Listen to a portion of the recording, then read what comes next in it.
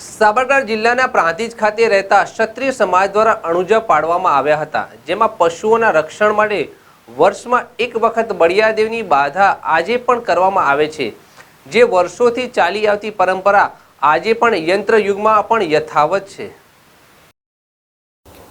પ્રાંતિજ નાની ભાગોળ, મોટો વાસ, નાનો વાસ, આંબલિયાવાસ, જાંબુવાસ ખાતે રહેતા ક્ષત્રિય સમાજના ભાઈ બહેનો દ્વારા બળિયાદેવના મંદિર ખાતે આજે વર્ષોથી ચાલી આવતી પરંપરા મુજબ પોતાના પશુઓની તંદુરસ્તી માટે એક દિવસ માટે અણુજા પાડવામાં આવે છે, જેમાં પશુ દૂધનું વિતરણ કરવામાં આવતું નથી અને નાનાથી મોટા મહિલાઓ સહિત કુલેર, ઘઉંના ટોઠા, બુંદી જેવી પ્રસાદી લઈને નેશનલ હાઈવે 8 ઉપર આવેલ બળિયાદેવના મંદિર ખાતે જઈને બાધા પૂર્ણ કરવામાં આવે છે અને ત્યારબાદ પરત આવી બહુચર મંદિર ખાતે ટોળાનું હવન કરવામાં આવે છે।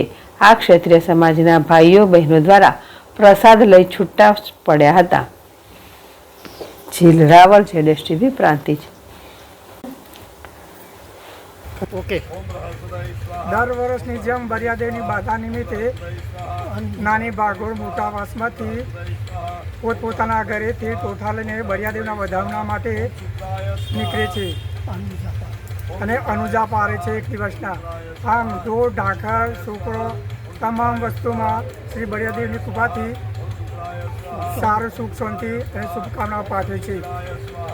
એ રીતના શ્રી બળિયાદેવના વધામણા થયા પછી તેમનું હવન નિમિત્તે શ્રી જોગણી માતાને ટોડોની જોગણી માતાનું પણ હવન કરવામાં આવે છે।